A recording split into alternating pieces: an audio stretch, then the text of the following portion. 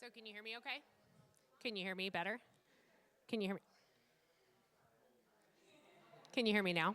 Oh, there it is. No uh-ohs yet. He's just making sure we get loaded and live. So I think we have like 2 minutes. Nope, we have 1 minute.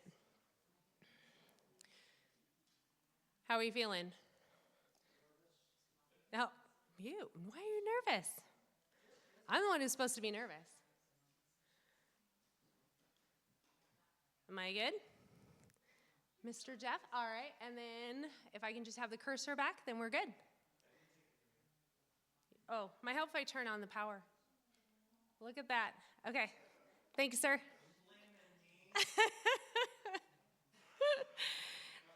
All right. Thank you, Pastor Jeff. He helped me with our technology today, which is extremely helpful to have. And we actually did have a small snafu, and so he's actually recording it so we can then post it later. So, but I did want to make a note so I don't forget, because I just found out about another meeting coming up tomorrow at 11. Okay, I'm getting the nod, yes, at the ARC building. Okay. Good evening. My name is Chelsea Harrison. I am the director of the Harney County Chamber of Commerce. Thank you so much for being here this evening. Oh my goodness. Okay, I can't wait for this one to get posted. I am going to correct the Lake Elsinore Area Chamber of Commerce. Thank you, Sherry McIntyre. All right, so to get started, I want to, this is possible, thank you to our community partners, being Roland Health Solutions Insurance, El Lago Pizza and Pasta, Lake Elsinore Ace Hardware, I guess I should, there we go, Antlers Inn, Seneca Healthcare District, but I am going to do a little plug. If you haven't registered for the golf tournament coming up at the end of May, there is registration open for that for teams of 4. Elegant Farmer, Ayub's Intermountain Hardware Store. All right, and then I also want to introduce our board this year that goes through the June 30th, which is Doug Brower, Christy Chase, Mary Lilly, Darren Gilbert, and Ryan Kohornick. Thank you so much for spending your time working with me. All right, and also another public notice, just that we have a newsletter that we put out weekly on Wednesdays.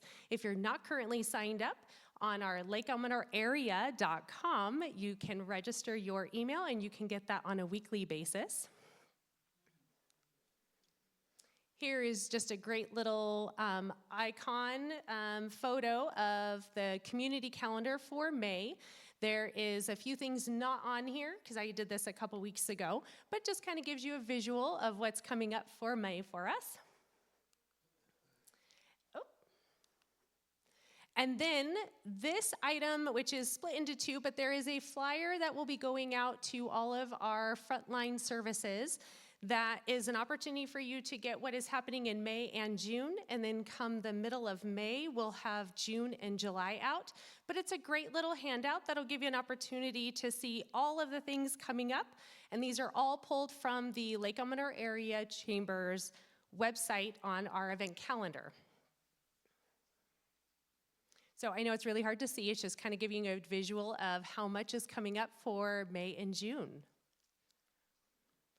Okay, the big one is our chamber mixer with our new Christie's Prattville Cafe. We are very excited to have that event come the first Thursday of, sorry, I guess it's not the first, but the May 7th is a Thursday, but May 1st is going to be their soft grand opening. So if you have time this weekend, please head over there. But otherwise, we are going to have an amazing chamber mixer out there on the 7th. And I am pleased to announce the theme of the 4th of July parade is Waves of Freedom, which is celebrating the America 250, which is our 250th anniversary of the Americas. And then mark your calendars for the Chamber annual meeting is going to be May 18th. Details are still in the works, but we will be announcing all of our details associated with the Chamber, and then we will be voting in our new board. And we will have awards, announcing the Grand Marshal and having our Chamber Business Awards. So coming up in June is our elections. These are our local offices that will be coming up for on this ballot. So please take a look. And I did go onto the website today. I didn't see lots of new details associated on the Plumas County website, but definitely please take the time to inform yourself about what positions. But there will be, and which is coming up next, opportunities to learn more. And the League of Women Voters of Plumas County will be hosting a candidate night on this Thursday at 6:30 at the Memorial Building. And they will be presenting, that's right, the judge, the tax collector, our District 3, District 5 supervisors. I thought there was one more, so I apologize. So anyways, if you have a chance to go to the Veterans Memorial Hall on Thursday to see what the candidates have to say and learn some more information about them.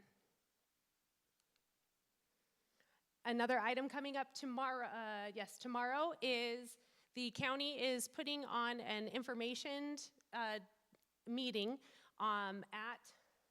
this one's also at the Memorial Hall. There's a few coming up, so I apologize. At the Memorial Building at 6 o'clock. And so again, more information. I didn't get any more than what is in their description right here associated with what's coming up.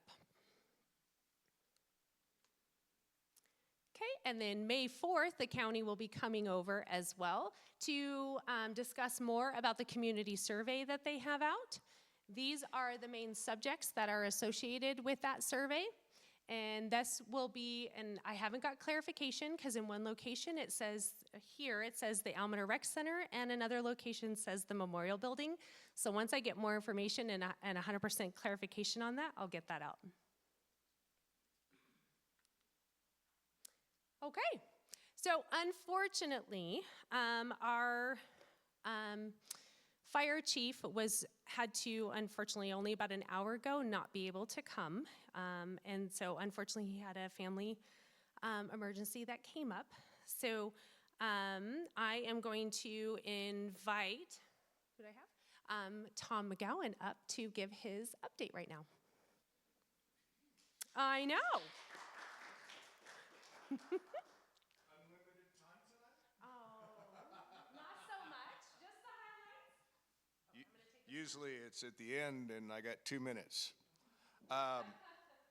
First off, we have a board meeting I've been trying to get for 6 years tomorrow here in Chester at the ARPD building, I believe. The Almeda Rec Center. Yeah, the rec center just down the road. 11 o'clock. Hope you can attend because it's difficult to get to Quincy, I know, and this is an opportunity to voice your concerns during public comment. The agenda is relatively short. The one item I asked to be put on was not allowed. So you can ask questions or make statements during the public comment portion at the beginning of the meeting. The information that you just heard tomorrow night is an effort by the board as a whole to create a strategic plan. The list of items on there to get your opinion, one of my passionate items was number 15, economic development. The others are very important, but we have a shrinking and aging population and a shrinking school students, and that doesn't bode well for any community or county. And we have done minimal to promote people to live here and move here and start businesses. But the strategic plan is, in my opinion, kind of the backwards from the Measure B proposal to increase the sales tax. I can't campaign, I don't think, too much on that, but I'd be willing to share my opinion independently. The strategic plan is something that is important for all of us because then we can all understand where we're going. Currently, we don't have one. We don't have a CAO, County Administrative Officer, and that's been over a year now since we have not had one. And for those who don't know, the board sets policy and the CAO implements it and oversees all of the department heads. And that responsibility has been somewhat fulfilled by the chair and vice chair of the board for, I believe, the third time in the last 6 years. It's not the best way to manage any organization. I was told a couple of days ago that the candidate that we offered the position to might be starting June 1st. So at least there's hope. There's one item that came up, and it's kind of a perception, and so I followed up on it. Quincy does not have 3 new snow blowers. They have one that they purchased as surplus from Caltrans several years ago, and the opportunity came up to purchase 3 that are strictly parts. So those 3 brand new yellow snow blowers that you might see in Quincy are not operable, can't be used except for parts to keep the 4th one running. We have a lot of situations like that in Plumas County. If you drive out to our corporation yard for Public Works, you can see that the paint is older than most of us. They are doing the best they can with what they have. Public Works does not get any general fund money. They operate on gas tax money and state and federal pass-through funds. And they've got 2 projects. One, I think they just finished up at Drakesbad by putting in 2 5-foot culverts because Warner Creek diverted itself because of debris from the Dixie Fire. It changed the channel around the bridge that's there and just wiped out the road quite a ways and quite wide. But they put in 2 new culverts and they've got those buried. Up Juniper Lake Road, there's a culvert that was plugged up and diverted Benner Creek, and it wiped out probably about 200 feet of the road. So that's the next big project that they're going to be working on up there to get that open sometime before the real summer season begins. Other than that, I think you've heard over and over again that the county has a structural deficit.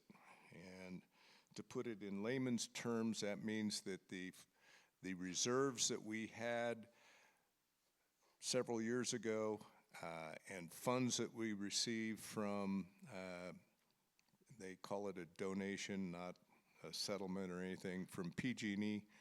A lot of that was spent on one-time one-time money spent on ongoing expenses. And that first year was 12, second year 6 million, 3 million last year. We don't have any more money, so we have a $3 million hole in the budget, and that's why Measure B is, and we unanimously voted to put that on the ballot. I supported that to bring it to the voters so that you can decide whether or not it's appropriate to increase the sales tax.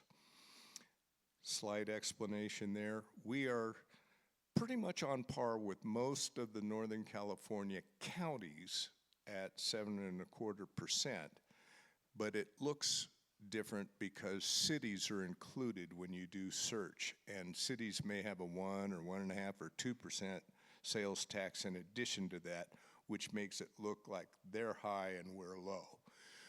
We're not. We're pretty much on par. I'm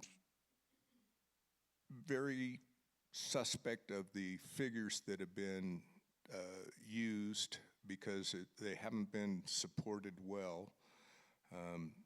One assumption is that the increase in sales tax would generate about $3 million, primarily from this district, to go to plug the financial hole that's about $3 million. So there's no additional benefits, there's no perks that come from additional revenue. It's just to pay the expenses that we already have. I think that's fairly current. Like I said, tomorrow morning we have a meeting at 11 o'clock. I hope you can come and show some support or voice your concerns. With that being said, I'll entertain questions. Yes? Sorry, you're going to have to just so it goes on. I'm wondering if you would be willing to share your agenda item that did not make the grade for tomorrow, because maybe someone in the public might want to bring it up.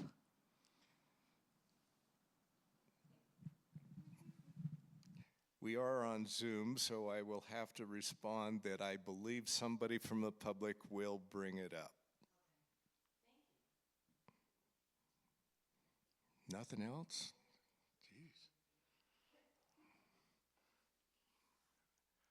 I love it, you know?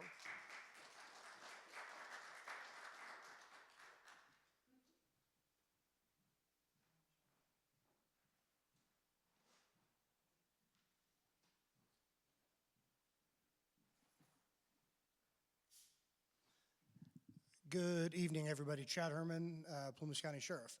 Tom, thank you. It's a lot of information, and Measure B is important, but it's to the voters. Sheriff's Office, we're still moving right along, and I feel at a pretty good clip.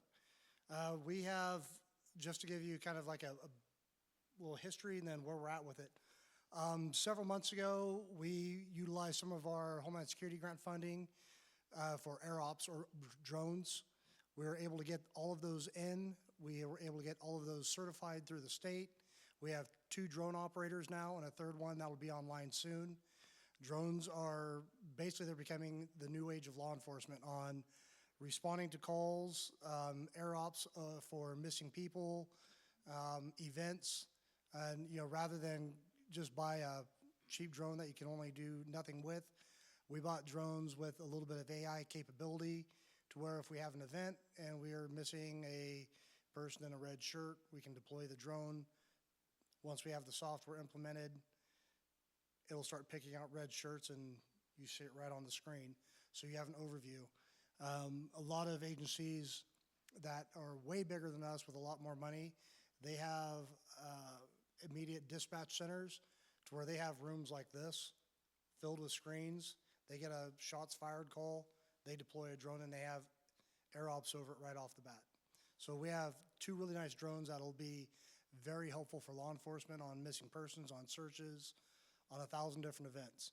2 of the other drones we bought are very small, probably 12 inches, and they'd be used for entries on residences for a search without getting any of my officers hurt.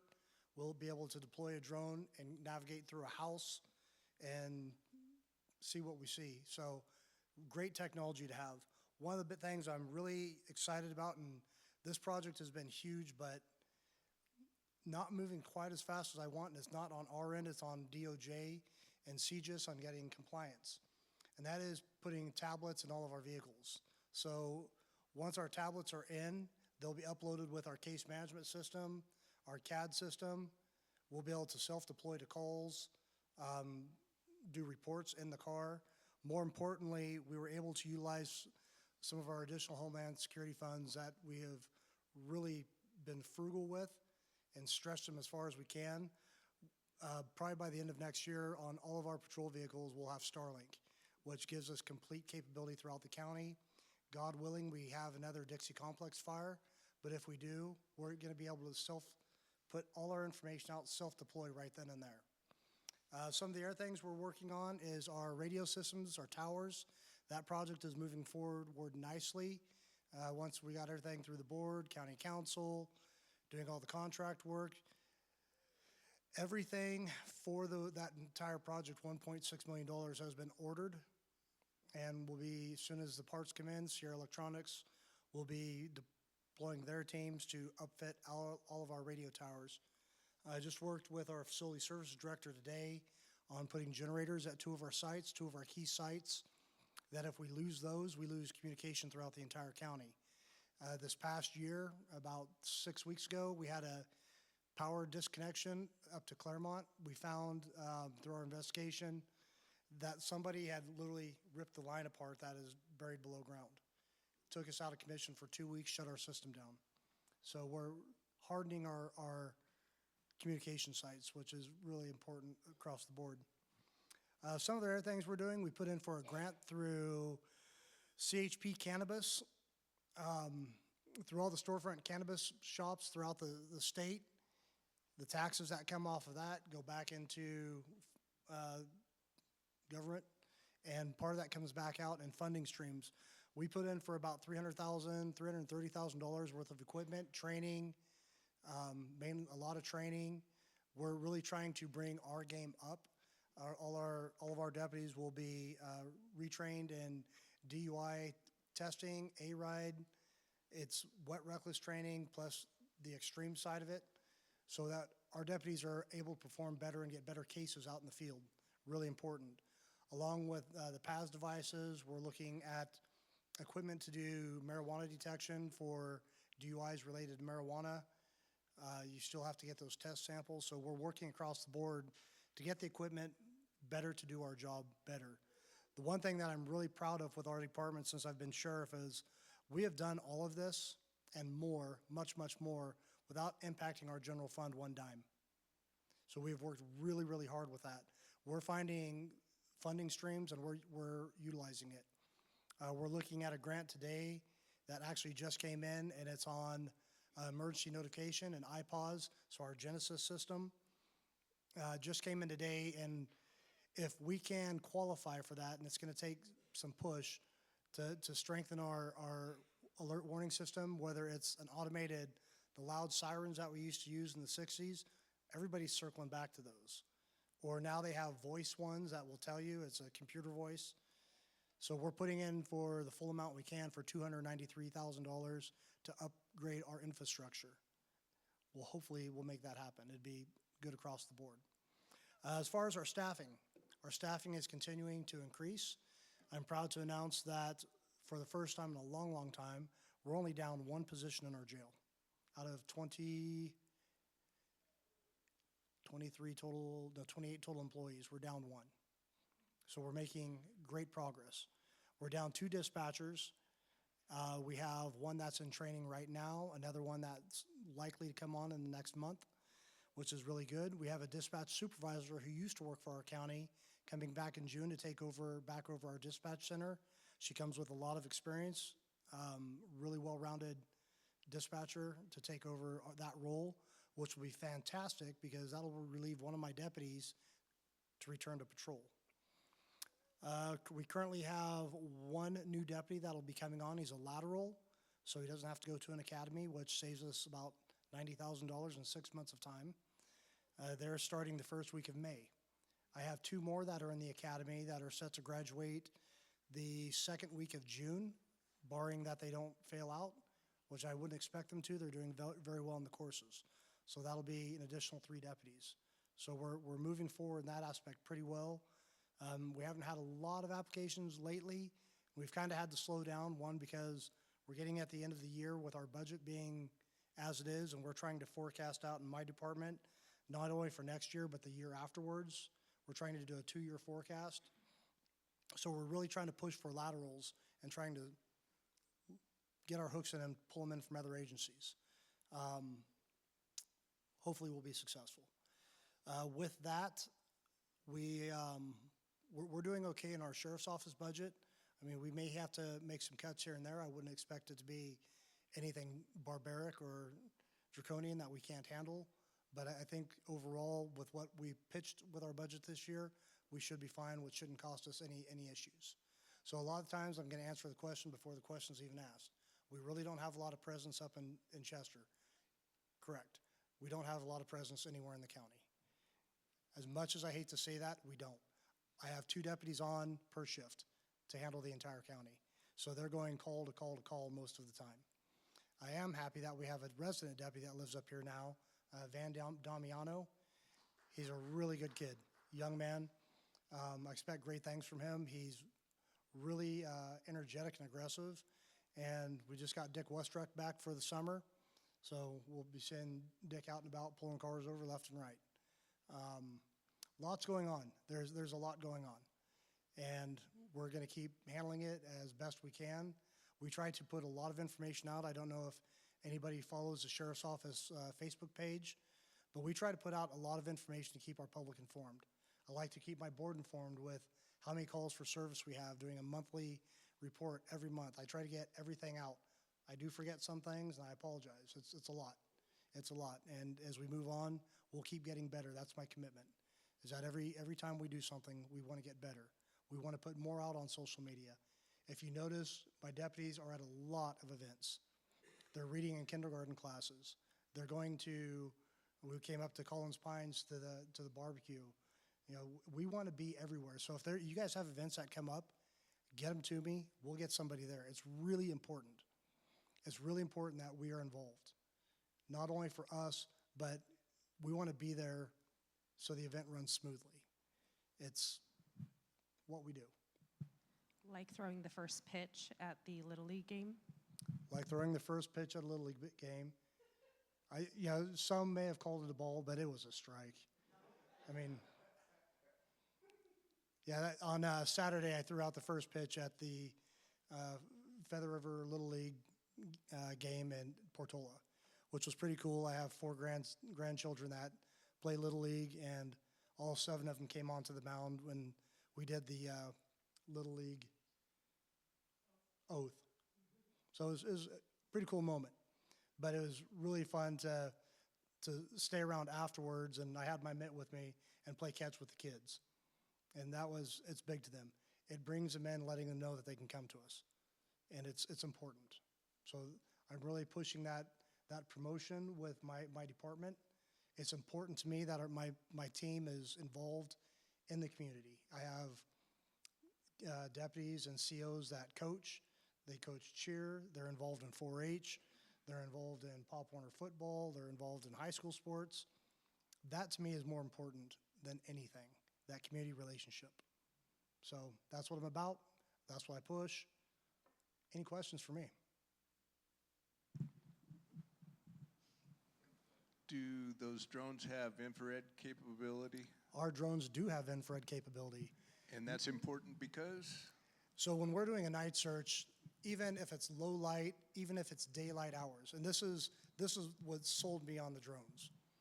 If we deployed a drone and we had everybody in this room and we had 2 square miles to try to find a 7-year-old child that had wandered off, it's going to take us hours because you're looking everywhere.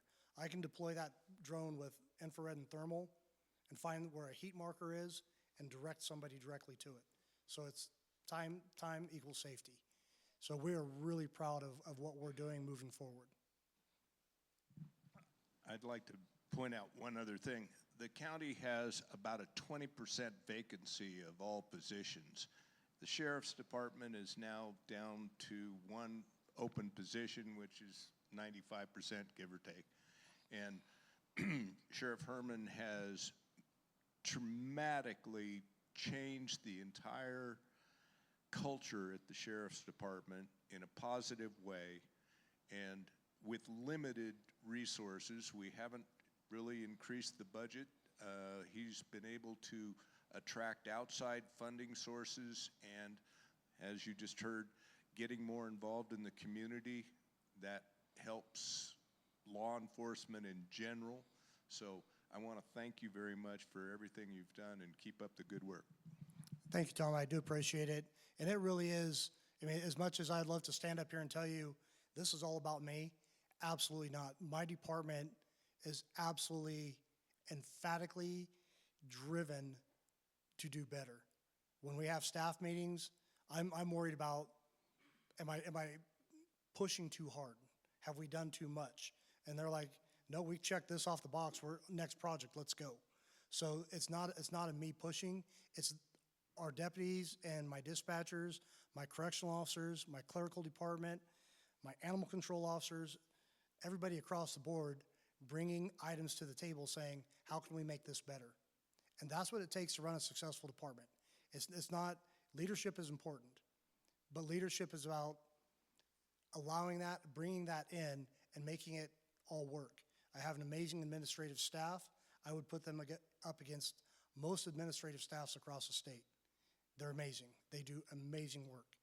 And we work well together. We work well with the public. We work well with our department heads, and that's important.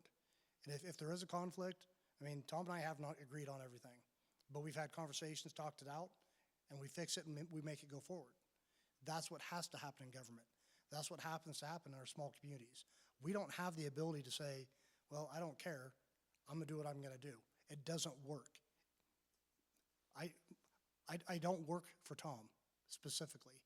I work for everybody here. That's my job.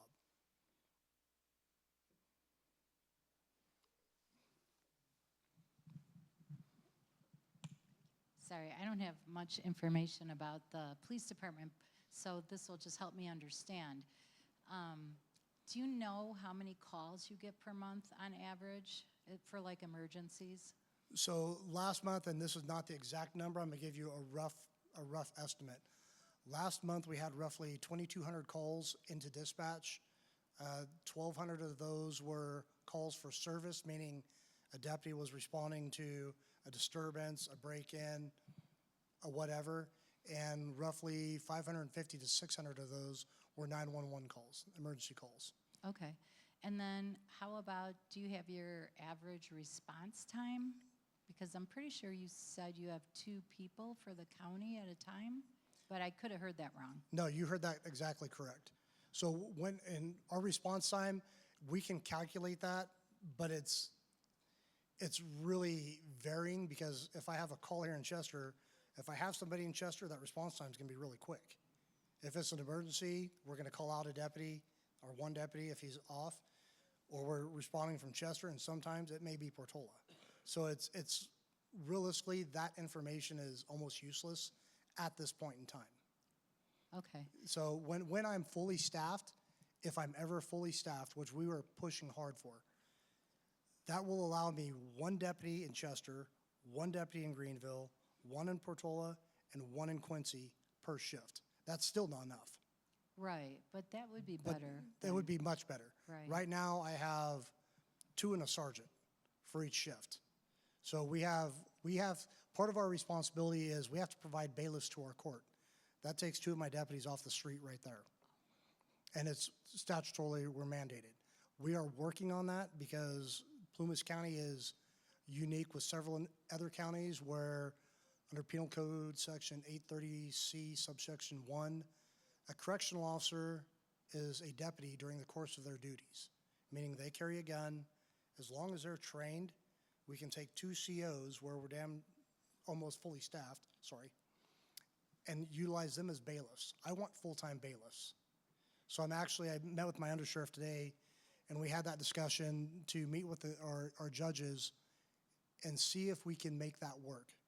Our judges may not like it, but if we can provide the same service and I can get 2 of my deputies out and put them in patrol, then good for me, Yes. good for our community.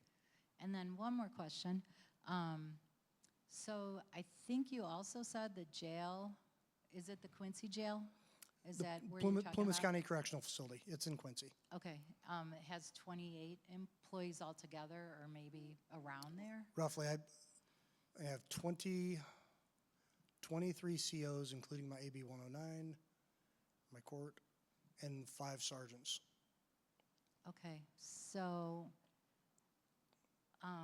is there any way to get any of them? I mean, So. how many, is there so, 100 prisoners, or? No. So we are one of the few counties in the state where the COs do not go to the same training as a deputy. A lot of the jails, they train, everybody goes to a peace officer standard of training post. And then they have to spend so many years in the jail before they can transition to patrol. So they already have that post certificate. We do not do that. We have STC trained officers, and if they want to go to patrol, we have to then send them to a post academy. And what it comes down to, and I don't like it, but this is the reality, and it's exactly what Tom was talking about. Our county doesn't have the financial backing to do it. So it's going to change all of those employees' retirement rate. It's going to change their responsibilities. It's going to change their pay rate. So it's basically paying a civilian officer compared to a peace officer, even though the jobs are very similar. Okay, that kind of went over my head, sorry. I'll talk to you about it later if you want. Okay, all right, thank you. Be more than happy Th- to. Thank you. Sure. Supervisor McGowan just asked about mutual aid, so in event of emergencies. I'm sure if you were around her during the Dixie Complex fire, you saw cars and uniforms that were not in my department. That's called LEMA, Law Enforcement Mutual Aid. That goes through Cal OES. When we have a massive disaster, we can put in through Cal OES, request LEMA, mutual aid from other counties, and then that request goes down to Butte County. They oversee it. They put a team together. They put out the listing to all Northern California or our region, and we get additional officers here. During the Dixie Complex fire, we reached out to every region across the state of California. Every region sent officers. Nothing like that has ever happened in California before. The only other time it will happen is probably with the Olympics and the FIFA Cup coming up in LA. They're requesting already. We're not sending anybody. Yeah. Oh, yeah. So we also, with our mutual aid, additionally, more locally, we have CHP out of the Susanville office and our Quincy office. Sorry, I'm not sick. I'm asthmatic horribly. We have CHP that assists on our calls. They'll respond to a disturbance. There are certain things they can't handle, but they will hold a scene for us until we get here. We utilize Fish and Game. We utilize Forest Service LEOs. So we do have that capability. If it was anything close to our border, along Westwood, whatnot, if it was something horrendous, John McGarvin and I, we work back and forth. He's the sheriff in Lassen County. He would send whatever I need to help. So we're very fortunate. We have good allies on our side.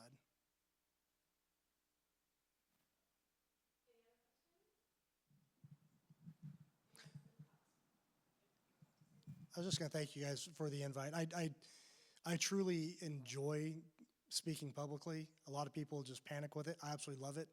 I could talk all night with a variety of things. And I'm really proud of my department. I'm really proud to represent Plumas County. This past week I spent a couple days at the annual California State Sheriff's Association conference. And we do a lot of roundtable with all 58 sheriffs from every county.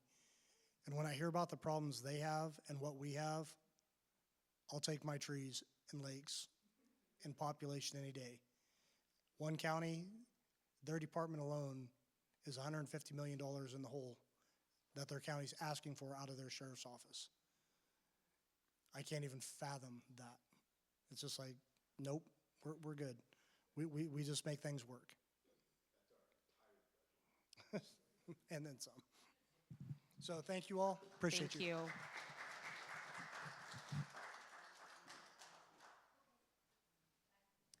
So just a couple of last minute things that I noted down is I did get a chance to talk to Caltrans regarding where we're at with road construction coming up. And 89, the work will continue, but that is actually on hold due to a couple of brand new Eagle babies. So we don't have an ETA on that exactly yet. The work being done on Highway 36, there will be 3 different areas between here and Susanville. There will be some final work being done after the roundabout from here to Westwood, part of the Causeway rehab. And then Devil's Corral also has some work being done. And then Fedonia's work will also be done. They are estimating them to be about 10 minutes a stop. So there will be a cumulative, it will, when they're all happening at the same time, will add up to a decent amount, but just so you're aware. Most of it is starting mid-May to the beginning of June, so as you are planning your travels. The other item that is being worked on is 32, but I didn't get any details because come to find out that's District 3, not District 2, so I called the wrong person because it's actually in Butte County that they're doing the 32 work, so I don't have a full ETA on that. What was listed on Quick Maps shows an 8-minute wait associated with that, and it looks like they're progressing very, very quickly and should be starting this week. So that is what is currently on the calendar, that it starts tomorrow. So I don't know if anybody's made it to Chico this week or not. Lastly, I just want to thank the Plumas County Parks Department. If you're not aware, we actually have a full-time staff person who is here in Chester. And so I just want to thank our staff, the staff that we have here, because our opening day of Chester Little League was very nice because we didn't have broken glass that had to be cleaned up because it was already taken care of. Some projects are being worked on this summer, so I'm very excited about progress happening at our parks. And then also want to thank the Sheriff's Department, just because we did have a couple of squatters in our parking lots between ARPD and the park, and they responded within, it was the next morning, but was able to help take care of that and has been preventative since. It's been on their route, so that way we can help keep that preventative. So thank you. And thank you to the dispatch, because what was very nice is when I called, they were able to give me an update. So when I just called to say, hey, they're back again, I got an update on when the deputy had been there and was very informative to get that extra information back. So I just greatly appreciate that. And I think, because then I did forget to share about the supervisors meeting that I had written down right before we started. So supervisors meeting again tomorrow at 11 at the Almanor Rec Center, which is the building next to the softball field over on Meadowbrook Loop. So any other follow-up questions I better offer? All right, thank you. Have a wonderful evening, and thank you for being here.